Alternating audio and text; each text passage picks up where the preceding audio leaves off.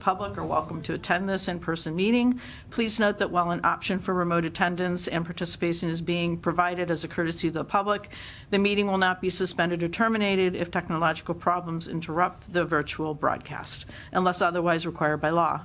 Members of the public with particular interest in any specific item on the agenda should make plans for in-person versus virtual attendance accordingly.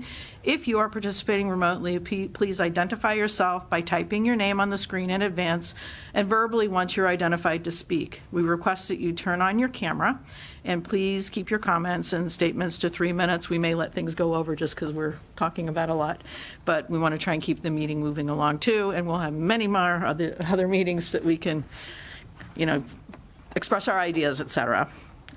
So let's go ahead and stand up for the Pledge of Allegiance.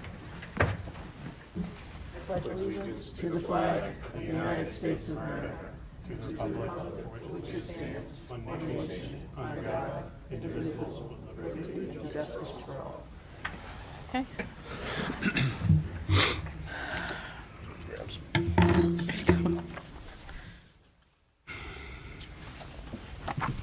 All right, the first, ready? Yes. So I may end up talking through the meeting a little bit more than normal just to get us started, just to give some background to make sure any new members are aware of sort of what is going on. This is technically an extension of a school committee subcommittee. We are not authorized by we're not an official MSBA group, which is authorized at the state level through the state treasurer's office. So this is a locally authorized subcommittee through the school committee. So any sort of financial decisions will have to be made by the school committee, and this committee would just be sort of recommending. Don't believe that we'll have any financial pieces to this in sort of the near future. So the point of tonight, and we have a relatively simple agenda, is the school committee recharged this subcommittee, so we're going to go through what the charge is. And then we really have two agenda items. One is to discuss some potential warrant articles, and the other is to begin the statement of interest process for the MSBA. And our deadline for that is April 17th is when the deadline is. The state won't make a determination on the submitted statements of interest until next December. So just so everyone has that timeline in their head. While I think many people commented that they're aware of the MSBA process and the statement of interest, clearly I'm aware of some of the comments and criticisms. We're going to sort of go through that process and ask for sort of feedback and support as we do. So, and again, this is a grant program as we go through that. The warrant article conversation would be something that is going to be separate from that process, potentially concurrent to that process. But the issues regarding the physical plant of the high school haven't gone away, so we're going to have to decide sort of what direction that we go in. So again, Bob, could you start with the charge? And again, Madam Chair, if you want me to stop or you want to do something, then please make sure that I know. I brought paper copies in case someone likes paper. So just let me know, but you don't need to sign anything. If you decide to become an active member of the subcommittee, then Mrs. Priest, the town clerk, is going to swear you in. The meetings will all be posted. They're public meetings and minutes will be kept. Again, this is a school committee subcommittee meeting, so she will sort of swear you in for the participation on the subcommittee. And through myself, if you haven't let me know that you want to be, officially on the committee, please send an email to the school committee email for me, and we'll make sure that you're added to the regular distribution list. It's not too late. Like I said, if you know anyone else who's interested, please have them reach out to me, or they can reach out to Bob or Eric, but just reach out to one of us so that we make sure you get added to the list, because again, we think it's really important to have as many people participating regularly as possible, so that we can get this project moved forward in a way that the community can buy into it. Thank you. Yep. So we're going to put up the charge on the screen. It should be, again, relatively self-explanatory. I'm not planning on reading the whole thing to everyone, but we will certainly make it available moving forward. One of the things the district has to get used to in this, and I'll be quite honest, is the project manager for the feasibility study we went through handled all of the postings and the minutes and everything else like that. Without a project manager, we're going to have to take on those responsibilities here. So I'll already tell you, we're not going to be as good at it, but we will do our best to make sure that all the information that we discuss is posted in a way that people can access. Bob is going to be working on sharing his screen and the charge, but in the meantime, I just wanted to say the purpose. Ooh, I have an excellent echo. It's an echo. There you go. All right. Purpose of the Burlington High School Building and Maintenance Subcommittee is established to conduct a thorough review and make formal recommendations on two critical financial and capital improvement initiatives. Again, one is going to be the Is it feeding through someone's mic online? statement of interest through the MSBA that we discussed, and the other is potentially developing a recommendation regarding a town meeting warrant article to fund a multi-year maintenance plan for BHS and aiming for an updated, fully ADA compliant facility. And again, I'm maybe making an assumption there. At some point, Madam Chair, we may want to ask this committee if they actually recommend a fully ADA compliant building, because I think that would cross some thresholds for us. And again, so we're going to go through the MSBA process and oversight. We're going to sort of share with people the MSBA website, which is an incredible source of information. We're going to go through, hopefully, a lot of the work that we've done that led to the recommendation through the feasibility study. We can use some of that information and background that we already have. We're going to submit a statement of interest. People are going to contribute to that. So with that contribution means you're going to be responsible for what we submit. And then we'll also be discussing whether we need some support for a multi-year renovation plan, which may be a different pathway that keeps us in this current building, but helps us move forward. And we'll be potentially needing some support in terms of people who have design and estimating experience to give us the information that we need. So that's really the charge. Is I think it's both short-term and long-term. Short-term would be for Maytown meeting. Bob, when are warrants due? They're coming up, what is it, 45 days? 45 days prior to the Maytown meeting. I'm going to look it up, but we'll get it. Yeah, so again, probably in the next month or so, we're going to need to make that recommendation to the school committee. And then, again, April 17th is our deadline for the statement of interest. So is everyone clear on the charge? And again, that's going to be the work. So if you're interested, we welcome you. Again, the public is always welcome, but you're also welcome to join us. We don't have a limit, and if you want to actually weigh in, then we can do that. Burlington's track record with the MSBA, I would say, is very successful, even though the high school hasn't been successful. And to have 3 projects that were in the grant program, and I think around $40–50 million from the state granted to the community is a track record of success. So hopefully we can continue that success moving forward. Are there any questions on the charge? Any questions? I don't, Doug. Does it, yeah, I probably need to read this a little better, but are there options of really examining the scope of the project in Anything's on the table. The MSBA process or statement of interest is going to be very scripted. Sure. So we can't change that. Right. But anything other than that, Perfect. we have complete creative authorization of. So it would be a recommendation then to the committee. So whether that's a 10-year process, a 15-year process, a renovation, whatever, we could make that determination. Okay. Yeah. What MSBA gives us is structure, potential revenue, but it also on the downside gives us structure. So some people don't want that. So that's the good and the bad. Bob, go. There's a hand raised online through the chair. Yes. Who is it online? It's Lisa McGonigal. Oh, yes. Hi. Yeah. Hi, how are you? Good. How are you? I'm doing great.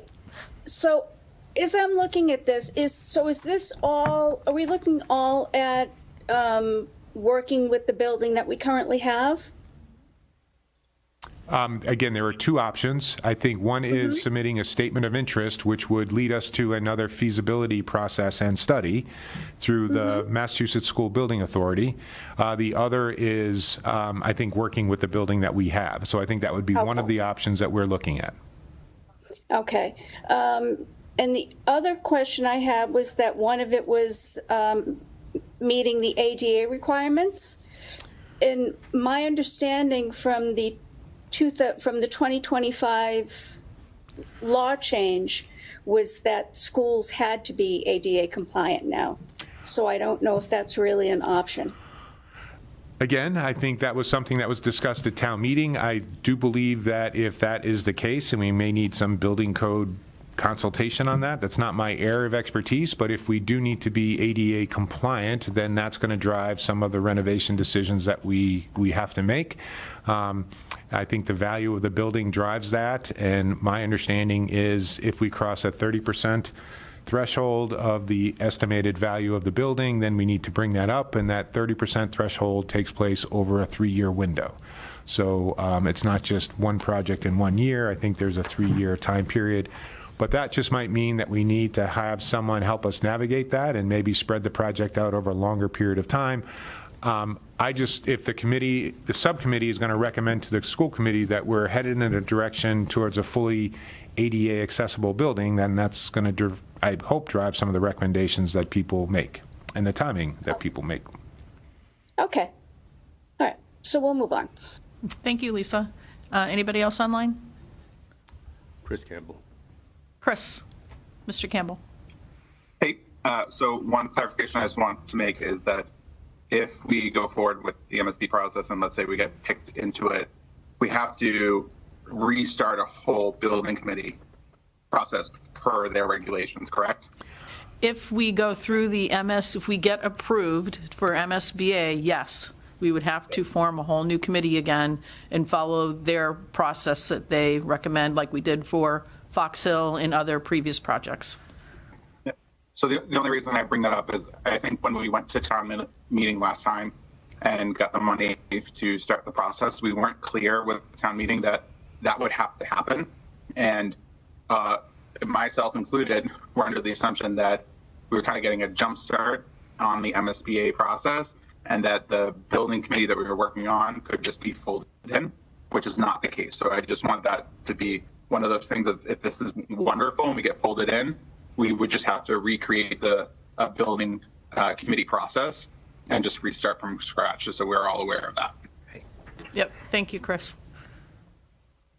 Just a point of clarification. Yes, I want to make sure Jeremy. two things, right? So from the last meeting, Chris was saying the clock was 3 years forward and back, so it's really a 6-year window, or did we get clarification on that? It was 3 years back? I believe it was 3 years, but again, please, I'm going to ask for help on that. And then Phone a friend. any artifacts we generate in this committee, we could certainly benchmark forward in the new committee would it be formed from MSBA, I think, right? I don't think there's any rules against that, so I just want to make sure people don't think this works in vain, right? Like, we're definitely, whatever artifacts we generate, we can move forward and pull forward into whatever committee manifests out of this, right? Yeah, it's honestly, it's just a different authorizing board. This is the school committee, and the MSBA associated building committee is the state treasurer. I mean, those are just the two different authorizing. With the Fox Hill, they can actually spend money, and this committee can't. So that's kind of the difference. Go ahead, Chris. I'm sorry, Madam Chair. Go ahead. I'm taking over. Sorry, Al Haig. Chris, you had a comment? Yeah, I think we might be confusing people. So I want to give a very simplistic overview of what I think we're beginning here in this new format of the building committee. The way I see it, we going forward have two options, and we can go with one of them, the other of them, or both of them. So the first option, and I believe the first priority, at least I would see it that way, is to apply again to MSBA.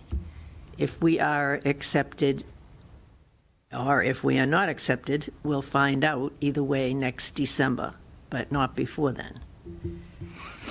If we were to be accepted, we'd have to go to town meeting for a whole new feasibility study and go through the whole entire process, which is what we were just discussing.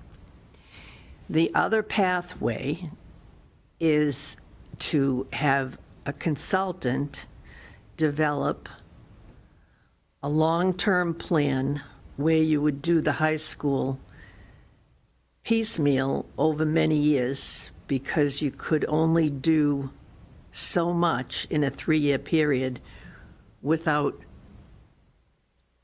going above the limit, which would force us to go to all the current building codes in ADA accessibility. So I think we should look at this as there are two things we need to discuss. One is we need to apply to MSBA.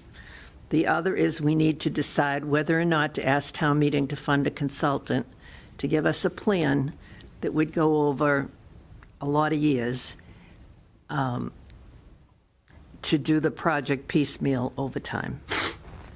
So am I only clarifying that for myself? Did everybody else already get it? Mr. Yes. Davidson, Doug. So I realize this is a little bit freestyle here, but it seems to be working so far. Along with that, I think we need some expert advice about what really is the rule on the codes.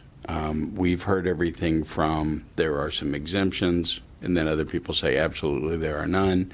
That's the first time I've heard of the 6-year, 3 back and 3 forward. I've heard any three consecutive. And so I don't feel like we can work with anything until we get somebody, some expert who knows what they're talking about to tell us what our parameters, what our guidelines or guardrails are. So in that sense, I think that would be helpful. I think I understand it costs money. I understand. I think also we need to go back and kind of start fresh with some of the approach and separate out the high school, the academic program, from everything else, because we saw that really hurt, I believe, in the vote from the town, mostly because just the amount. And so the first time that building committee, we decided to include this upper building and everything within it because it was something that the town needed and we needed the space. But now I think we need to look also, and really question the program. So BCAT, what are their options? What can they kick in? It's a great value to the town, but this might be a more expensive way to provide that value to the town than some other option. So I think every bit of space in this upper building, I hope we don't call it the Center for Education again. This upper building, we should really challenge, and that would be, is there a better place for the school administration? Off the top of my head, I can't think of it, but there may be. I think that we really have to challenge BECC.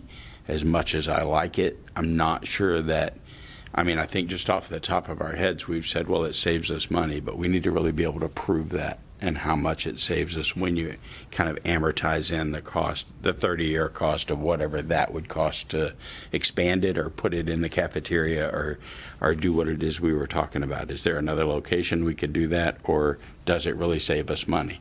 And if it doesn't, we still may decide to do it, but I think that we're going to be challenged more. I've already been challenged quite a bit more to say, well, prove it. You keep saying it, but prove it, show it. And so I just think every aspect of this upper building that's not direct high school academic space, we need to challenge a little bit more, because we tried it the other way, and that was a great, I think that was probably the best overall option for the town, but the price tag was prohibitive, at least at the time. And Again, absolutely, the good thing about being a non-MSBA project and committee is there are no guardrails besides the ones we set. So that would be what I would say. Yes, sir. Through the chair. yes. Yes. So I think I would like to echo Doug's comments, right? I don't think we need to decide tonight, but at some point, we need to, as a committee, do that kind of deliberate analysis of alternatives, come up with a scope of, hey, here's 2 or 3 COAs we'd like to pursue, because that will inform our ask of a consultant, right? Because if we just throw it at them and say, hey, tell us what to do, we need to provide some clarity and some direction as to what we need to do, and here's the left and right limits for each option we're considering, right? Because that will help scope it out, and it'll help drive results a little faster if we're a little more clear and crisp in the things that we asked for initially. Yeah. So I don't think we should necessarily limit ourselves to options at this point, but definitely do that deliberate study of options and come up with, hey, these are the 3 COAs we want to pursue. Take that to a consultant if we went that route. I think to both of your points, I think it parallels well with the MSBA process, because what Bob and I are convinced of is the MSBA won't fund any non-high school programmatic space anyway. So again, the focus on the statement of interest is going to be on the high school program, because that's the reimbursable part, and then so we're going to have a separate conversation anyway. So Bob, with that being said, I know I'm trying to move this along a little bit. I'll certainly go back and answer any questions. There's another question, Bob? Another hand raised. Okay. Through the chair, Martha Simon. Oh, yes, Martha. I just wanted to encourage this group that in planning, in asking about what kinds of plans we want to look at, what kinds of strategies we want to look at. Somebody mentioned trying to figure out a strategy where it would not trigger ADA requirements, and I would like to strongly request that we also pursue a strategy that would involve updating the building or any part of the building that we are working on to ADA accessibility and ADA requirements. It would be shameful for us to renovate our high school in any way that did not include up-to-date ADA compliance. It's been a long time since the ADA's been involved. We are grandfathered in and allowed to keep it this way, but it is not including all of our students, all of our staff, and all of our public. Thank you, Martha. And I believe Chris Monaco has a question or comment. Yeah, I agree with you, Martha, completely. But I just wanted to ask Doug, do you have any suggestion of if we need experts to give us the information about the details, where are we going to get the money? Do you got any ideas? I think you got to ask town meeting in May. This May or next or September. I mean, I think we got to be able to present some solid options. These are the things. Like, I think it's a little bit of a catch-22 because I think you kind of need to know what you're talking about with respect to, is it 3 years? Is it 6 years? Is that even an option? We need the money. I mean, how can this committee even function then without some sort of funding? I don't know. Should ask the chairman of Ways and Means, maybe. Huh? I'll look and see if I have any, but Hand raised online as well. Yes. Excuse Lisa, me for yes. just a moment. Excuse me for just a moment, Chris.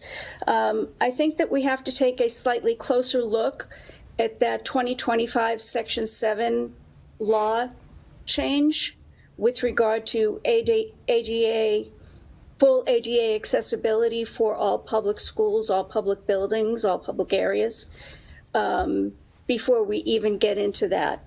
Because if that says what I remember it says because I worked on it, then we may not have a choice. So that's something I can certainly take a look at and get back to you on, or just circle a memorandum to everybody on. Thank you, Lisa. And, I saw Martha's hand. Oh, there we go. Her hand went up, but it was a thumbs up she wanted to do. All right, thanks, Martha. Anyone else? No. Okay, just wanted to, you may go, move on. On the agenda item, again, people seem to be very interested in the statement of interest process, so we're going to actually go to the MSBA website. And again, Bob and I have typically done the statement of interests, but again, we're going to do the statement of interest now in public. So again, all of these resources are public. The MSBA goes out because they provide funding for the entire Commonwealth. They have gone out, I think, starting in 2005, and their last public document in 2016, whereas they sample and they visit all the school buildings across the Commonwealth, because there's no memory to the application. So people have said, boy, you applied 10 times, you must stink at it, or you must, you know, aren't they sick of hearing from you? And again, the MSBA's erases every single submission every single year. They go through all the schools based on need. Every year they get an application, and they have so much money. So they work their way down the list. When they run out of money, they stop giving the grants and taking on school projects. So, Conti? yes, Didn't mean to interrupt, but also my understanding is that it's not always the same people every year who are evaluating either. So it's not consistency in the people who are seeing it. So they lose that memory as well. So you start fresh pretty much every year. right. So, and also, like, can't you just say the building's falling down, and you can say yes, but understand MSBA has been out and they've rated every school building in the state. So they're really looking for alignment between what we are asking for and what they know of our building already.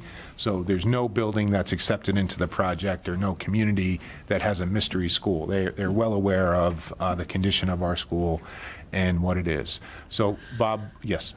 Go ahead, Doug. Go ahead, Doug. I'm sorry. No. Mr. Davis. Doug's fine.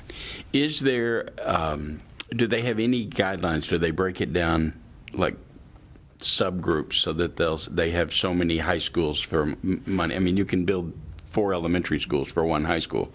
So is that, like, do they talk about how that works? I've never heard them make a distinction between that. Just I also, need I also, you know, to say there's also priorities. I believe the state is looking to expand the number of career and technical space and seats available for students. So you've seen a lot of vocational technical high schools sort of recently being modernized. They also, many were built in the 70s, the same time as this building, so they're all sort of aging out from a Commonwealth perspective at the same time. So I think that's, you know, that's part of it, but I think they try to distribute the funds. There was a study in the Globe a couple months ago that sort of talked about the disproportionality that some school districts like Boston that have 130 schools, if they can only do 1 school at a time, then they're never going to catch up. So are we prioritizing communities that have a handful of schools ahead of our urban centers? So again, I think there's no formula to it, or honestly, we would have figured it out. I just think that's it. But even in the randomness, I think the 3 schools that have been accepted have been are indicators, I think, of success. So I think that's it.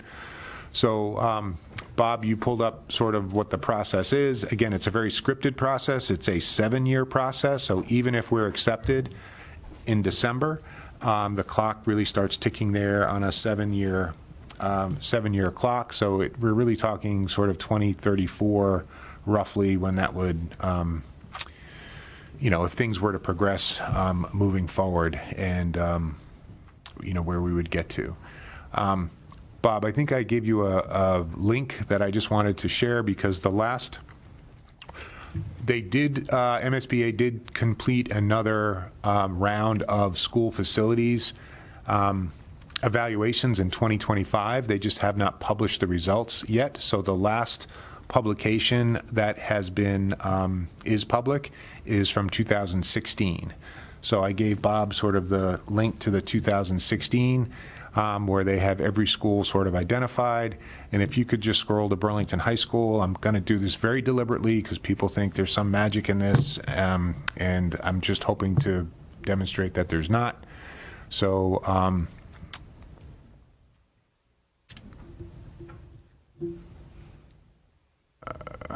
there you go, Burlington High School. So if you can scroll left to right, Bob, it's Burlington High. K-12, they do count that we have preschool students in the building, in the program. Bob, I'm going to have trouble reading, I think. Me as What's the well. next column is, Let me get Burlington up to the top. Okay. So we can start. Yeah. Okay, and Your bill, enrollment, square foot. square footage. the next column is square footage per pupil. That's a big one for us, because when we talk about the criteria for the MSBA program, I just want you to remember that number. So from the state's perspective, we have over 300 square feet a pupil in 2016, when our enrollment was larger than it is now by about 100 kids.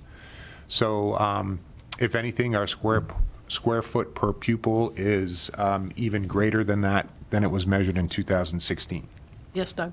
Is that how they calculate for town, for other, I mean, I assume, like, I can't remember who, several towns have their administration in their high school.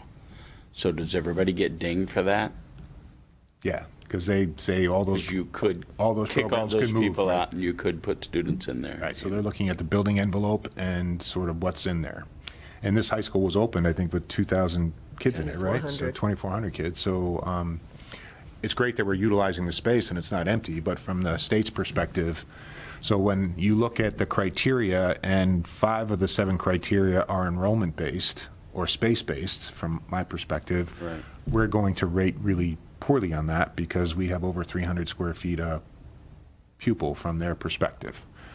So again, I think if people are looking for some,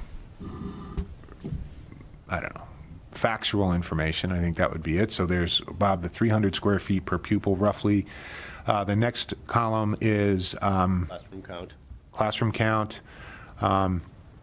Then we have, students per classroom. So that is the enrollment divided by the number of classroom spaces, which gives this number, 16.2. again, which is a positive, from their perspective, a positive number. There are high schools that have much more crowding than that. Right. Next one is a building condition rating, And that's out of 4, 1 through 4. and we're at 2. So 1 being the best, 4 being the worst. So they don't think our building is sort of poor. And it's an average condition. Correct. The next one is capacity rating. Okay. So they're saying average, and the last column is general environment rating, 1.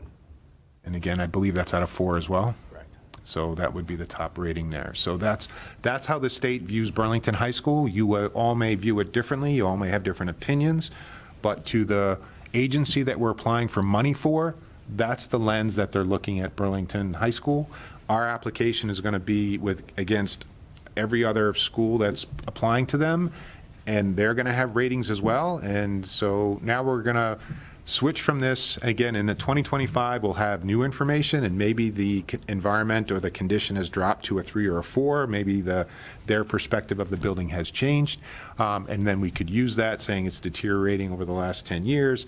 But again, if you're looking through their lens, which is really how this grant process works, they're looking at a school that has plenty of capacity for the enrollment that it has, average condition, and again, a learning environment that they would say is sort of 1 out of 4 is kind of what they would say. Do they not specify how like the condition or like environment is like gauged? They do talk about that, so that's a later point in the study, and I didn't want to spend a whole lot of time in it, but I think they look at general condition, cleanliness, maintenance, different things like that. We're going to highlight, again, when we go to the application, which I think we're going to go to next, there's going to be some justification. We can't make it up. They give us reasons for doing that. So Bob, go ahead. So just briefly, yeah, so in, building analysis, they look at the roofing, exterior, windows, the boilers, HVAC system, structural soundness, et cetera. I could read all of them if I scroll down a little further. It doesn't give you the analysis, it just tells you what they're looking at. And then when you go further down, site condition, so look at parking lot, walkways, playgrounds, site lighting, et cetera. And then when you get down to the appendix, and they say, a condition rating, not exactly a lot of details, but they tell you that it's a 1 to 4 rating, representing general conditions. They explain some definition of what a campus is, what a school district is, what a science lab is, et cetera. But they don't really go into the formulas themselves. Is this posted anywhere? This is on the MSBA's website. MSBA, but we don't have we it can post posted. this, yeah. Yeah, can we get this posted? Just because I think it might give people a resource to go look at after Sure. this meeting. They can go back and kind of scroll through it and read things in more detail. That was a good question, Zach. Yeah, and again, on their website, they're really proud of how much money they've given to communities, and I think it's over $18 billion now is what they're saying. So they're going to be very careful about where they grant their money. So again, I think there was some feedback or some comments about the application of the process that I don't understand, that they're really a partner in this. They're a very knowledgeable partner. They're not just it's not just because of their opinion of the application or Burlington or anything else like that. They're really looking at the buildings carefully because they get more applicants than they have money for. So we wanted to sort of show everyone here that, and then Bob, we were going to show the categories that we could apply for, because there's an accelerated repair program that's no longer available, and this is for a core program review. So the statement of interest, if you look at underneath the bold, so I can actually scroll up a tiny bit and you can all read that. It says the following summary of statutory priorities as set forth in MGL have been included in the statement of interest for the core. Select as many as are applicable. And then if you'd like me all to read them, or do you want to take a minute to try to read the screen? I can give a brief overview. Number 1 says replacement or renovation of a building which is structurally unsound or otherwise in a condition seriously jeopardizing the health and safety of school children where no alternative exists. Number 2 is elimination of existing severe overcrowding. Number 3 is prevention of the loss of accreditation. Number 4 says the prevention of severe overcrowding expected to result from increased enrollment. Number 5, replacement, renovation, or modernization of school facilities such as roofs, windows, boilers, heating, and ventilation systems to increase energy conservation and decrease energy-related costs in a school facility. Number 6, short-term enrollment growth. Number 7, replacement of or addition to obsolete buildings in order to provide for a full range of programs consistent with the state and approved local requirements. 8, transition from court-ordered and approved racial balanced school districts to Walk 2 so-called or other school districts. So there's no fill in the blank. Those are the sort of 8 categories. So one of the objectives for tonight is for us actually to agree on which categories to pick. We can tell you which ones we've done historically, but want you all to weigh in. And again, knowing that the MSBA is kind of well aware of our building, they have their own interpretation of that. So again, I don't want to ruin the suspense for everybody here, but clearly the prevention of severe overcrowding, given that we have over 300 square feet per pupil, I don't think would be the wisest category for us to pick. So I'm hoping that we can all agree to rule that one out. Agree. Okay, so that would be awesome. We are not in any sort of court-ordered racial balance where kids have to walk to another school or another district. So again, I don't believe 8 is applicable to our current situation. So again, with sort of nods, I'd like to rule 8 out. Yeah.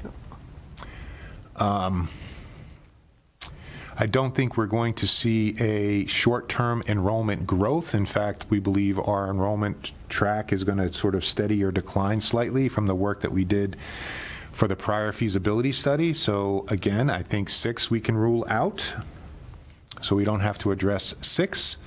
What else? I'm sorry. Prevention of loss of accreditation, we can certainly put We've been accredited for 10 years. That's sort of a NEASC thing. The state doesn't officially accredit, but it may be something that we want to consider, honestly, just because of the condition of our science labs Yes. and because of the accessibility. So, Bob, if you want to circle the accreditation one, that might be a possibility. I think he's putting X's next to the ones, yeah. There we go. And then, Bob, number 1, replacement, renovation of a building which is structurally, again, I don't think the building is structurally unsound, but we could certainly talk about needing HVAC. We typically, do we check 1, Bob, or we haven't checked 1? Typically, we check 5 and 7. 5 and 7. So we have not checked 1 because the building isn't structurally unsound. They rate it as a, again, 2, and they're out of 4. They're rating it, so I don't think they would agree with us. Carrie? Okay. Yeah, and nothing in the report said that it was structurally unsound. No, I'm I sorry. just have a quick question. If the HVAC goes, would that go to making it structurally unsound?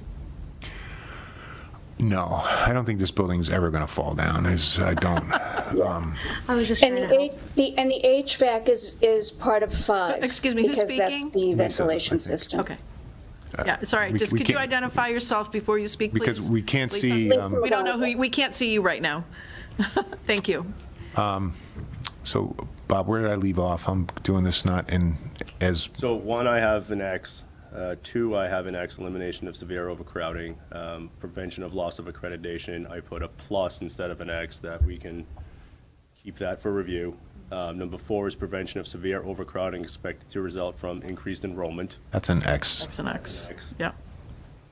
5 is replacement, renovation, modernization of a school facility, roofs, windows, boilers, etc. I would say that's a plus. Yep. That's 2 pluses. Plus. Number 6, we said short-term enrollment growth, that has an X. Number 7 is replacement of or addition of obsolete building in order to provide for a full range of programs consistent with the state and approved local requirements. 3 Have pluses. included that in the past, so Plus, plus, plus. at least we have that. And then number 8, you already said transition from a court-ordered and approved racial balance school. That's an X. So right now, there are 3 categories. 2 that have 2 pluses. Prevention of loss of accreditation has 1 plus. Because I'm not even sure what accreditation you're talking about. I'm assuming NEASC, and we are NEASC accredited, but we can sort of work on sort of that type of language. But I just wanted to be clear to everyone sort of out there and to everyone on social media that those are the justifications that we have. We can't make up any other justification. That's how we're being compared to every other high school, every other elementary, every other middle school, every other school that is applying to MSBA. So it's really important that you all agree on those categories, and if you'd like us to, again, use others, but please, the context of choosing these is with the MSBA's also knowledge of our building and what they believe the condition is. I think the accreditation thing might be, it's been a long time, right? And it might be more important than we realize. I know in Wilmington, they were threatened with losing their accreditation over their science labs. It was quite a while ago, but they were. Okay. Again, that's why I think we can include it in there. I think it's certainly linked to 7. I think those 2 are clearly linked. The broader point here is I think at least 3 of the categories have to do with enrollment or crowding, at least 3. So 3 of 8 is, what is that, 40%, roughly? And so when we have said enrollment is a large factor in their sort of rubric, I would say I hope you can see that for yourselves, and we can't make up crowding. One of the reasons I think Fox Hill was an attractive project is we had modular classrooms that were in use and past their useful life. So clearly we were demonstrating, the community was demonstrating that the capacity of the building was insufficient. There's no way we can say the capacity of this building is insufficient. I did want to bring up, too, Is this horse dead? I just want to make sure that this horse is dead, that we can't say we have an enrollment problem. Dead. It's dead. Very, very dead. Okay. Yes, Lisa McGonigal, you can put it back in the barn. All right. That's right. And I did want to mention, just going back to some of the SOIs that we've done in the past, we have we did check the box for prevention and loss of accreditation, and it still didn't get approved. But I think, each year that passes, I mean, this, 7 years ago, let's say, everything gets worse and worse and worse and worse. So I think, we need to focus on, that we're submitting the same things year after year, but it gets worse every year too. So if we can find a way to present So that. my suggestion, again, with the statement of interest, we're not going to solve it tonight, but if I could, Bob and I could maybe give everyone some homework, is that what we were sort of thinking about is our application now has to focus on those three things: accreditation, programmatic stuff, and old systems in the building. So what we were sort of thinking is we could divide up into, Madam Chair, some subcommittees, and we would set up a Google Space, and we could provide access to other statements of interest. They're all public. We could certainly show you some successful ones. We could show you our past ones, but people seem to not want to use our past ones. We can rewrite everything, but we could give people sort of, if they have a particular passion, that they could focus on that area of interest. Bob, we're limited somewhat, right, in what we can write about, and we have some appendices. We have some studies that we've done. So someone commented that the length of our application wasn't as long as someone else's. But again, I think we submitted a lot of appendices of summaries of the HVAC system, work that we had been done, so we included all of those in our application. So whether they were in the body of our application or submitted as an appendices, I kind of don't know. But I can also tell you the page count doesn't really matter either. So this is about sort of justifying how many applications they receive, how much money they have. They're funded from 1 cent on the sales tax, and then the condition of the buildings that they've rated themselves, and how those applications sort of rate on these 8 topic areas. So, Madam Chair, I think if people have a preference, we could divide up, and then we could create some subcommittees, and people could address that. Obviously, I would be involved in the accreditation, because I'm not sure people know that much about the accreditation process, and we can sort of, if that's a category people want us to use, Bob would clearly do the systems analysis, because he's the expert on the systems analysis, and we can have that moving forward. Does that sound like a plan for the statement of interest, and doing that in a transparent and public way? So I would just add that, there should be some stakeholder, really just a responsible party that is, the proposal manager, i.e. you, right? And then for each equity area we put under, like Bob would take one, or someone from the district takes one. So as these folks collaborate, there's a district representative that's overall responsible for the work generated, right? Yeah. Just so once it gets put together, it's a not only a town submission, but the district has tight oversight on it. I think that would be, because again, I don't think groups can write. They can certainly contribute to a writing, but we can do that. What we've done in the past, for instance, for the science labs, is we've asked our science department head and our science teachers to write about how the space is limiting their instruction. But I'm saying we can certainly look at that, but I'm saying I think that would be a valuable opinion for everybody, and we can sort of put that in. The MSBA in 2017, the executive committee actually visited Burlington High School because they wanted to come out in person, because your grant goes through sort of 2 applications. There's an initial screening, and then there's sort of a second set of screening. We actually made it to the second set of screening, and they came out and visited as a board. They toured the building themselves, so they know our building well. They looked at our science labs, and again, we just didn't make the cut that year, but we made it sort of further than we had in the past that year. That doesn't mean anything for the following year or any other year after that. But again, I think the MSBA knows our building well. They know the programmatic deficiencies, and I just think we need to do this in a way that makes sense. So again, I saw there were some comments, Bob. Yeah, I was going to say, I saw Mimi So put if some we could comments maybe in the take the chat. screen I just down. didn't want to miss her. I have a request.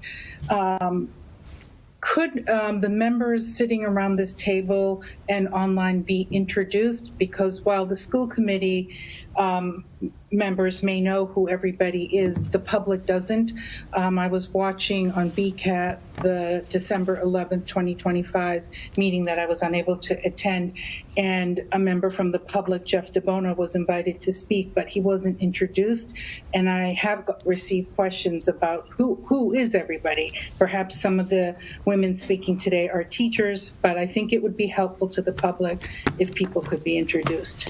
So that's my request. Thank you. Again, through the chair, I think I'm the only one who's talking, so I'm sorry, Mimi, but we can certainly introduce ourselves. So, again, I'm Eric Conti, Superintendent. Zach Titus, I'm a Burlington High School student. Doug Davison, Chair of the Ways and Means Committee. I'm Gail Pinkham, I'm a resident. Carrie. Carrie Callahan, parent and resident. Bob Cuna, Director of Operations. Jeremy Jeff Brooks, Marsh. School Committee member. Hold on. Sorry. Let me go. Jeff Marsh, School Department Operations Manager. Jeremy Neil Brooks. Guanci, Maintenance Manager. Can we hold off on line one Hold on, second? We'll hold finish off the- online for a second. We want to get through the room in here. Jeremy Brooks, School Committee member, aspiring hand model. Melissa Massardo, school committee member. Catherine Bond, school committee member. Chris Monaco, School Committee. And now let's go online, and we can start with Lisa, since you've talked. Lisa McGonigal. Hi, Lisa Botiglio, BCC teacher. There are two and, Lisas. And a butter. All right. Lisa McGonigal, education advocate, and also a lobbyist. Background in public policy and education. Okay. Let's go with Mimi. Can the other Lisa repeat, since two people were talking? Sure. Yeah, I'll go. I'm going to try and go down the list that I and have Bob point. We'll go with Mimi next. Okay.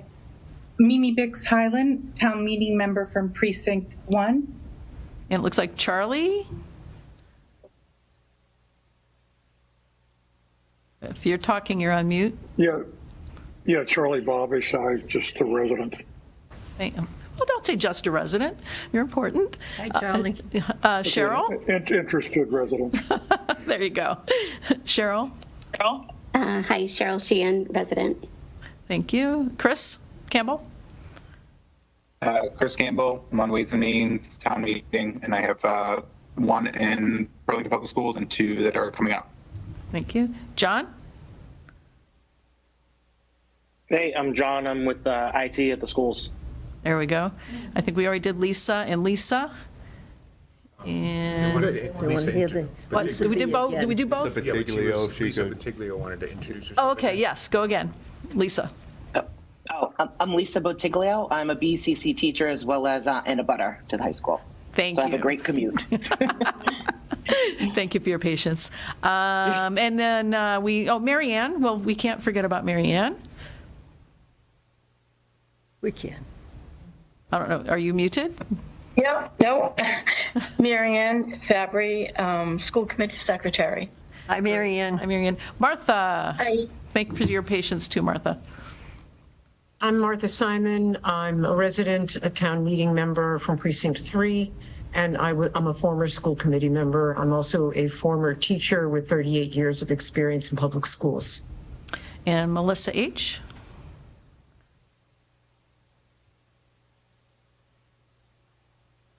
Nope. Melissa H. She might not be able to come off mute. Yeah, Unable to you come on. off mute, resident. Let's go to Mike H. Maybe they're. Hi, this is Mike Hardy. I'm not on the building committee in any capacity. I'm on Ways and Means, and I was just curious to see where the project was at this point. Hi, Mike. Neil. Hello. Neil, anyone? I'm Neil Guanci. I'm the maintenance manager for the Burlington School Department. Thank you, Neil. Let's try and go back to Melissa H. She said she can't come off mute. Oh, okay. I'm She's a sorry. I didn't hear resident. that. The Yep. resident said she cannot unmute, so. Okay. Did we catch everybody? Yep. All right. Thank you, Mimi. So, Suggestion. So again, Madam Chair, not to beat a dead horse, but we have the The statement of interest process, we have an April 17th deadline. I think if people communicate with you about wanting to stay on the committee, we'll have a firm sort of group on the committee. Jennifer Priest can swear people into the subcommittee, and then we can put those 3 topics out to let people choose which ones they sort of want to focus on, and they're welcome to focus on all 3. We'll make sure the resources are available.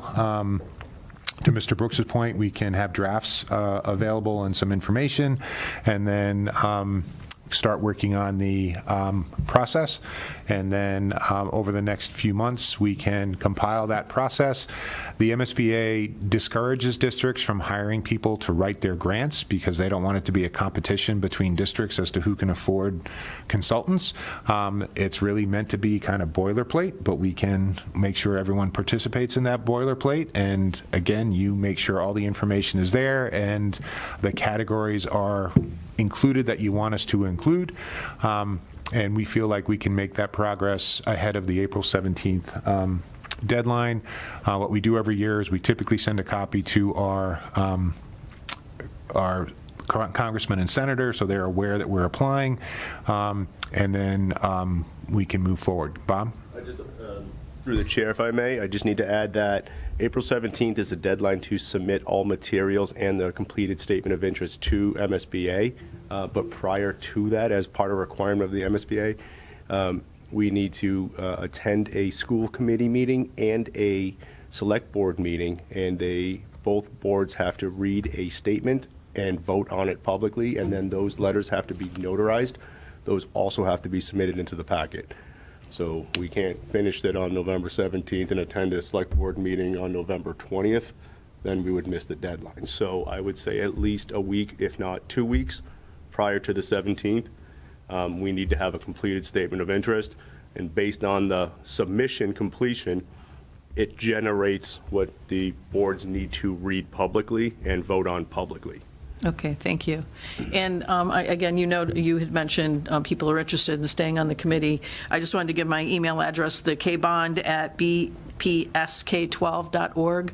Again, if you're interested, please email me, and we'll make sure you're added to the list to be a part of the committee. Did you want to go to the? I didn't. So we're going to sort of move off the MSBA process right now, which again is going to be very formulaic and hopefully very transparent. As you said, we'll have public votes from both the select board and the school committee before our submittal. Now I just really wanted to, Madam Chair, I will stop talking, and we should talk about we could wait till December till we hear whether we're in the grant program or not, and then approach town meeting about a renovation plan at that point, or we could have that conversation now. And again, we have probably a month before we could submit a warrant to that. The majority of the school committee is here, so we should talk about if you want us to submit a warrant, we can certainly do some exploring as to the scope and extent of that warrant. And then ultimately, the school committee would need to approve that warrant, and then we'd have to take it to Ways and Means and Capital Budget before May. So I'm not talking about bypassing that process at all. Just talking about this would be a concurrent process to the MSBA submittal. So I don't know how to structure that conversation. It's something that I'm very confused about because. Well, again, through the chair, I brought the charge back up, which was Part B, the second part of the charge.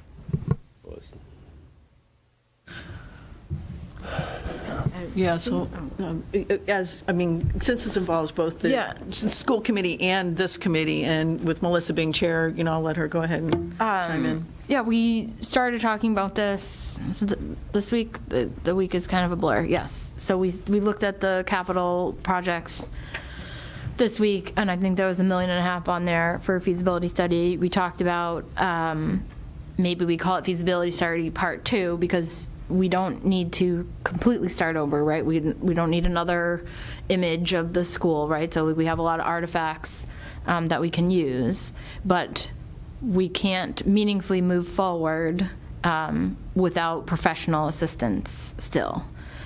So we can't look at a small renovation. There's a lot of unanswered questions around the 30% rule. So basically, for us to come up with a plan at a minimum, we still need to maintain consultants. At a very minimum, I assume the OPM, but I think a construction manager can also be helpful since they did a lot of the phasing. I didn't say it last night because I think we were just trying to, or Tuesday night, because I think we were just trying to blitz through the warrant articles. But I do think we should submit this to town meeting. I don't know if it needs to be $1.5 million. Like, I feel like maybe we could, the $1.5 million lasted us 2 years, right? So maybe and that was a lot of artifacts that if we are able to stay engaged with Taipei, it's all their business product, so we can continue to use that. So I don't know if we ask for $1 million or $750,000, somewhere in that range, to keep us moving forward for a year, 18 months, to develop some potential renovation plans or options to get us through instead of a large project. Yeah, so I think I'll go ahead and agree with Melissa that I think the 1.5 is a little high for now too, especially after just going through that same amount. So we need to maybe agree on an amount that we think is feasible, and that town meeting will approve so that we can keep this project moving forward. And I hate to put you on the spot, Doug, but what are your feelings just in terms of budgeting and ways and means? I mean, is 500,000 more, 250? I mean, what, 700? I mean, what do you think is like a good place to start, just based on what you know financially, where we stand, and I have a couple of thoughts. I think that one, we're really trying to buckle down because we're looking at this project as a giant unfunded liability. I mean, we know it's out there. We kind of know one of the costs anyway. We don't know if we could do it a little cheaper, but it's not going to be. It's not going to be a $30 fixed, and it's still going to be a significant dollar amount. And so, I don't think there's anything wrong with requesting it. I don't have a good feeling about anything passing while we're still in the process this time of reapplying for MSBA, but I know we got locked in that loop before. But I think between the vote of the community and kind of the mood of town meeting about it, I don't know how big you could get and still get it approved when you're asking for a lot of money that won't help or inform the MSBA process if that gets approved.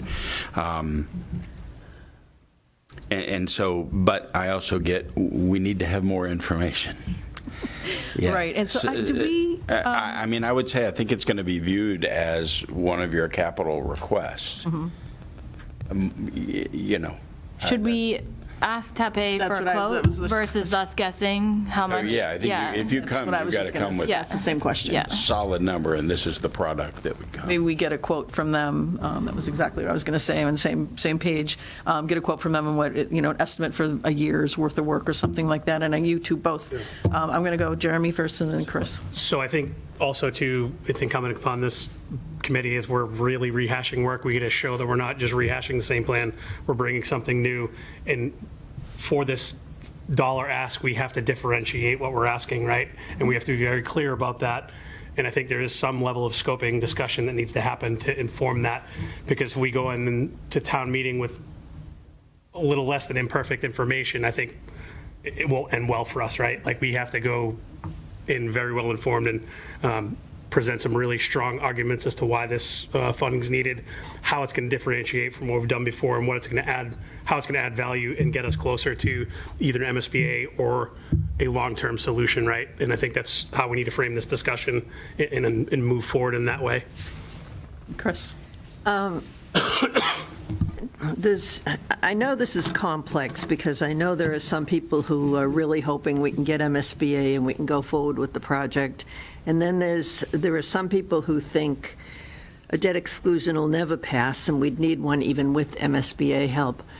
and therefore we should be planning out a long, stretched-out rehab. And there's a part of me that thinks maybe we should wait until we find out if we get accepted. I mean, do we really want to get money in May and start spending it and then find out we got accepted? But then there's the group that wants the long stretched out, and they won't be happy if we get accepted and we go directly into the MSBA program.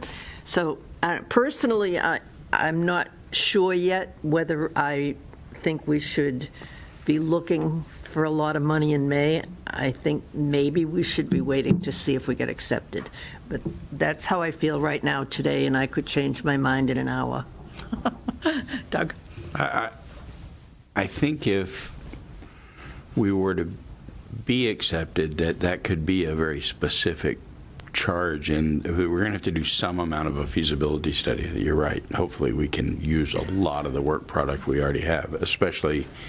I don't think we can use any if we of go it. into the MSBA, but if we do our own renovation plan, we should be able to use all of it. Well, sure. So we can't use any previous work product. Nope. So you're going to come back for another $1.5 million if we get accepted by MSBA right off the bat for a project that, even if we got MSBA funding, it's still looking like $300 million. Still a lot of money, So sure. you're still going to get a townwide vote, and I don't envision that happening. Gail, you had a comment or question? No, I just want to make sure I understand. So the work that we, sorry, thanks. The work that we did with TAP-A and Durham Whittier, we can't use that even as background information when we do the SOI? We can, yes, we can. we can but use it for that. If we get accepted into MSBA, we have to start all over again. We have to put everything out to bid for a new OPM, a new, architect, everything. And we can't say, look, we did this a year ago and we want to use this. That's not how it works, from my understanding. Yes, and again, I hate to, they have lots of rules. That is one of their rules. Could we sort of shorten some of it? It's possible, but it's their money. Remember, they're a partner, not sort of, they don't just give the money. So even with the enrollment projections, you have to use their methodology. So, because they won't accept towns' enrollment projections. So I think that's what they're saying, is this was the town's feasibility study. I'm sure there's good information in that. I think we would need to ask our partner how much of this are they willing to accept. We really tried to stick to their process so they would be favorable to some of that, but that's honestly their decision. It's not our decision to make. They could say, sorry, you need to redo it, or because if Also, that's what they could say. We would have to choose a new OPM, a new architect, and I don't think Architect X is going to just say, oh, TAP-A's work. I think there's some, like, TAP-A owns Right. what they've done, so it, and we'd have to start the bids, et cetera, the RFP process for a new architect, OPM, all of that. All of So We I might think end up with the same MSBA one. continues to be a pipe dream, and there's no guarantee we would get the $1.5 million for that. Sorry. Could Go I ahead. jump in with a comment? I'm sorry, who? Mimi. Mimi? Yes. This is Mimi Big Silent, yep. I just want to piggyback on what Christine said.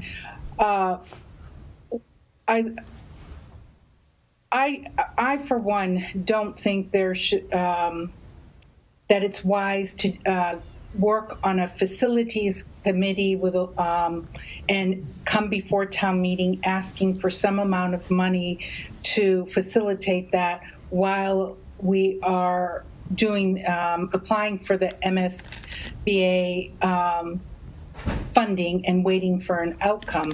I can just anticipate so many town meeting members griping about constant ask for money that ultimately doesn't get put to good use because we still have the high school that we have. I think, as much as we all want to see an improvement, to have a modern, up-to-date high school, I think it behooves us to wait and go through one process at a time so that we are not continually asking town meeting for appropriations.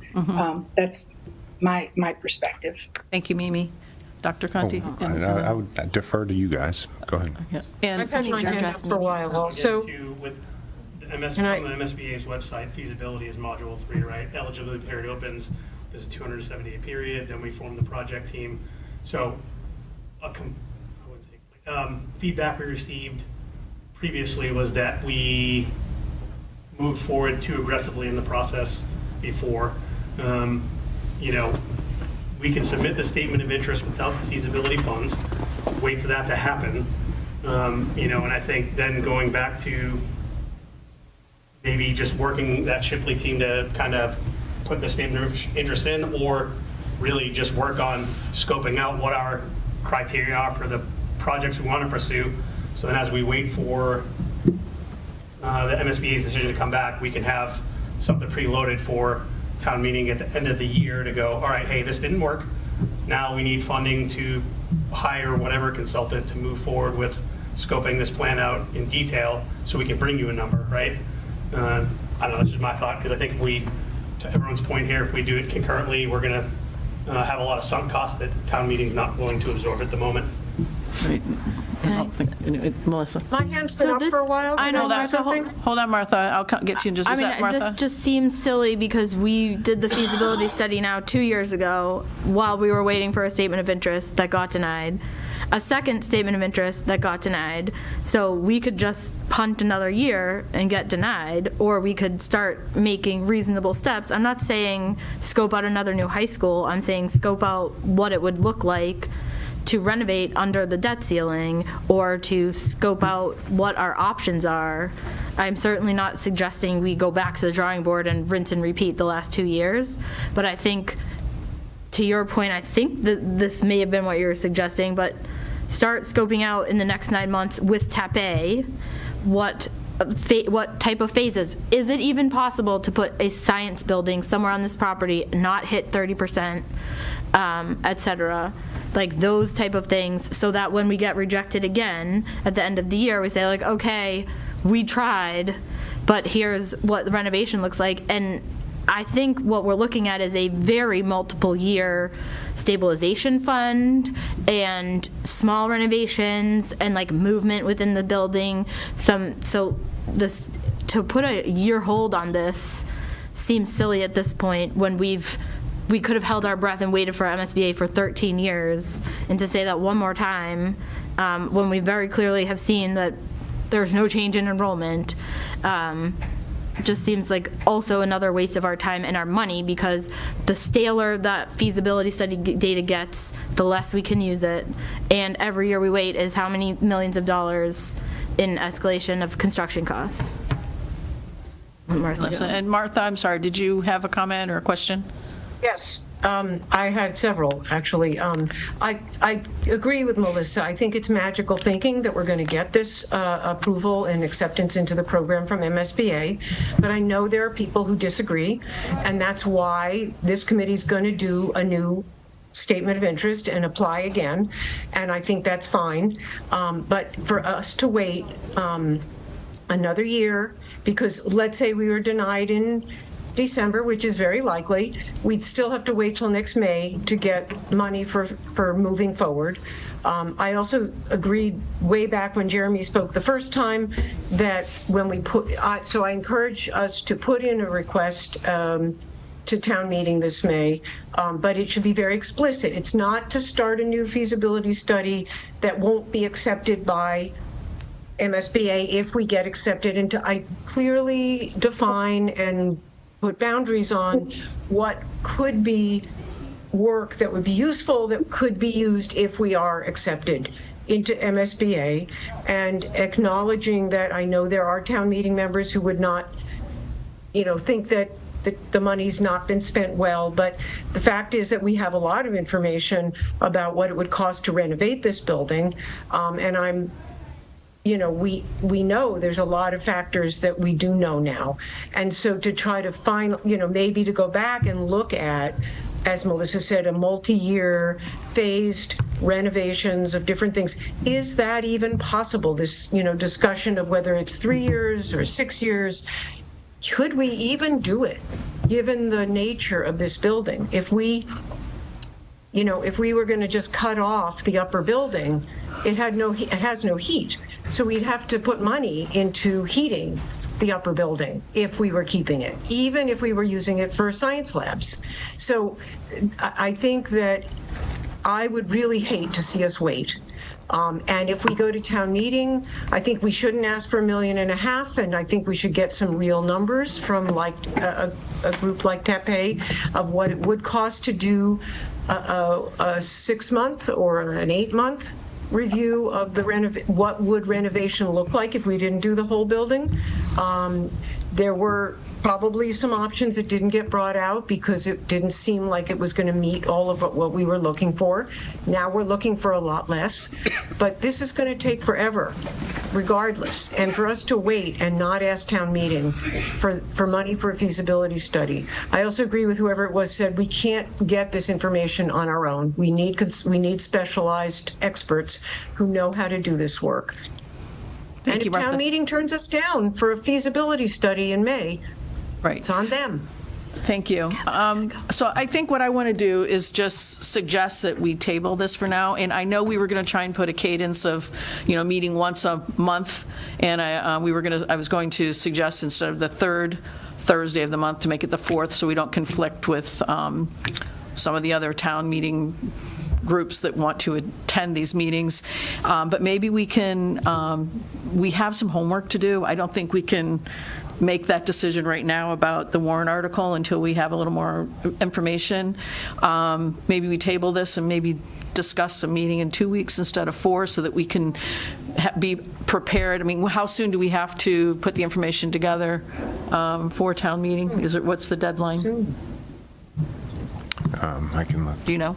It's March sometime. Yeah, I know it's March, but I just want to make sure that we... March 27th. Town meeting members March just 27th. got. So we have a little bit of time. I just don't want to, do we want to wait for 4 weeks from now and get the homework done in that 4 weeks, or what? Again, Madam Chair, we can have an agenda item that's just focused on May town meeting. Yep. We're going to be moving forward with the statement of interest stuff, so that's, I mean, you're not going to stop us from doing that.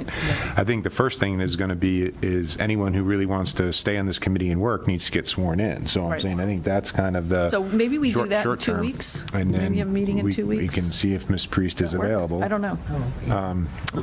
We can post it and just see if Yeah. who can make it and who can't. So we'll say in We could even do an online meeting. Yeah, we could do an online meeting too, yeah, but Absolutely, that people way, can do hopefully that. we have a commitment from the group of people who want to be a part of this committee. We can get people sworn in within 2 weeks, and then we hopefully will get some of the information and start collecting that. And I agree, maybe we'll just have a meeting to discuss a warrant article, and then we'll continue to, discuss the other that would be part of it. February 12th. Yeah. I'm sorry? Yeah, we'll try and do February 12th. I see 2 hands up, or was that from previous? Yes. No, I would like to encourage us to, 2 weeks might be enough time, but this is going to take some real thinking because we know the town meeting isn't real eager. Martha, 2 weeks is really just to swear people in. It's not to come back with all the numbers and do everything. It's to swear people in and just kind of make a decision that we're getting some research done, and then maybe 4 weeks from now, we'll have that meeting that will just be discussing the warrant article, and we'll hopefully have collected enough information to make an intelligent decision on that. So I just don't know if 4 weeks is enough time for the deadlines for the fiscal articles. If that's true, and if someone is going to be, like, if Jeremy's going to write up what's it going to say, or if Eric and Bob are going to write up what is it specifically that we're asking for, and if that research is done before 4 weeks, then that would be reasonable. Again, Madam Chair, I think some of this would almost be like a request for services is what it would be. We just have to talk about what services you all want. And then, that's kind of what we could get some estimates, and that's kind of how we present these warrant articles. I think one of the points I was making is, given the current list of warrant articles, remember, the most important school day is tomorrow, not anything beyond tomorrow, and we have a capital plan, so we're already going to be presenting to town meeting. It's if you all approve it, and Doug will need to see this, is we're talking about $700,000 of work in the current boiler room. So do you want us to spend that, or that's the challenge that we have, because obviously if we get in the MSBA process in 3 or 4 years, that would encompass probably that work that we are doing. People got pretty squishy about potentially putting a new school on the varsity field because the field was relatively new, and we need to fix, we have AV work in the auditorium, that's $150,000. So we have, approaching $1 million of work in this high school that would you rather spend on a renovation plan that would incorporate all of that stuff, or do we keep the building functioning? Because again, the most important day and the most important graduation is next year, right? Right. There you go.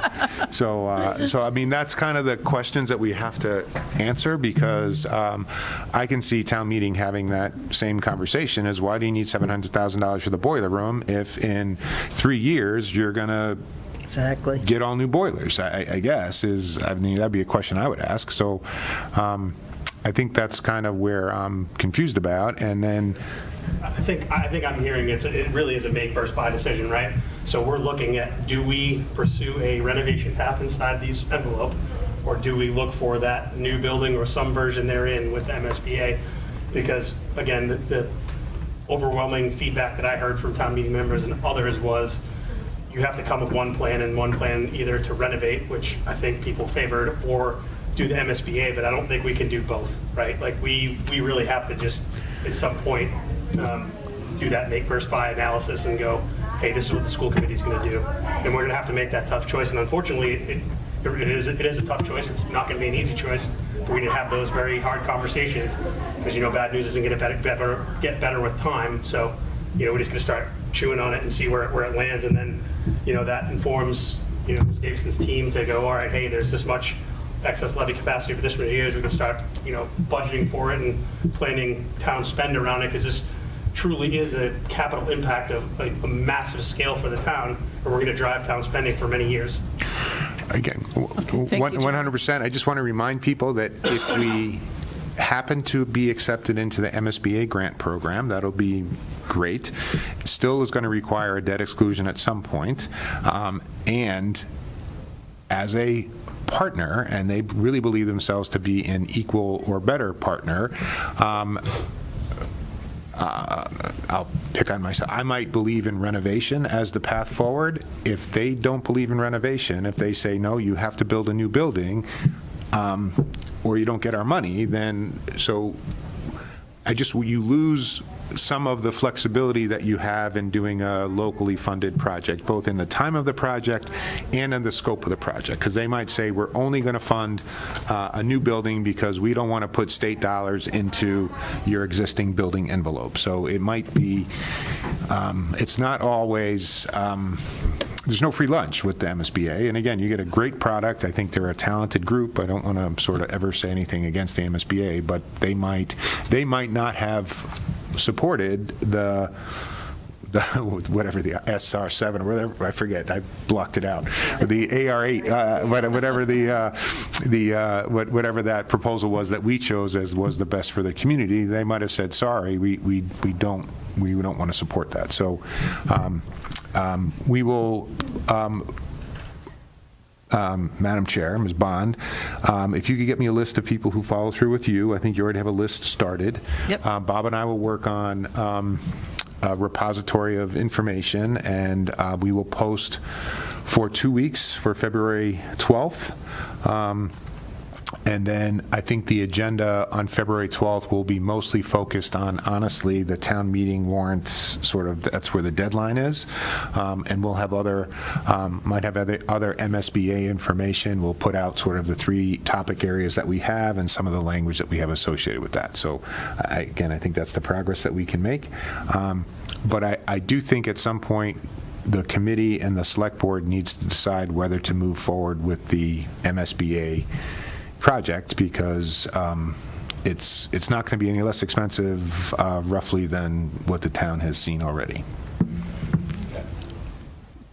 I would just say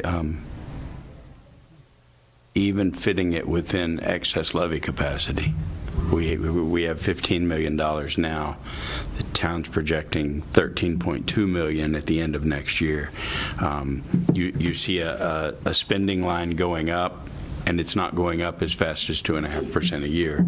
And so without significant new growth, which is what this town has always thrived on, which continues to raise that levy limit, without significant new growth, then we're going to really, what we see is two converging lines toward a Prop 2.5 somewhere in the future.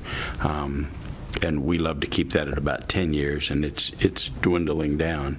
And so with 4.5% increases, 4.25% hopefully next year on operating budgets, that just gets closer and closer. We're not even staying the same. So we're really going to have to figure all of that out and do everything that we can as a community also to support new growth in the business community, because that's our bread and butter, and that's the fastest way to have some excess levy capacity. So Thank you, Doug.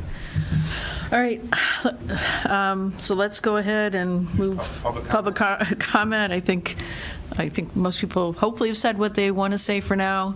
I don't see anyone in our audience here, so if everyone feels good online and we feel good here, if I could have a motion to adjourn the meeting? Second. All right, all in favor? Aye. Aye. This meeting is adjourned. Thank you, everyone. Thank you.